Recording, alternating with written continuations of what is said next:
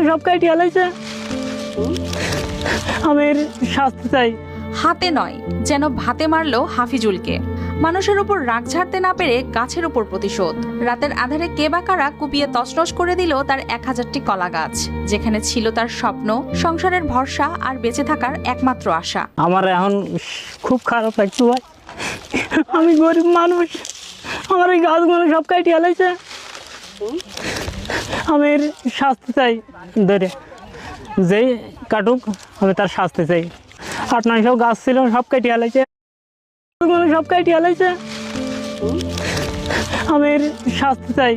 হাতে নয় যেন ভাতে মারল হাফিজুলকে। মানুষের উপর রাগ ঝাড়তে না পেরে গাছের উপর প্রতিশোধ।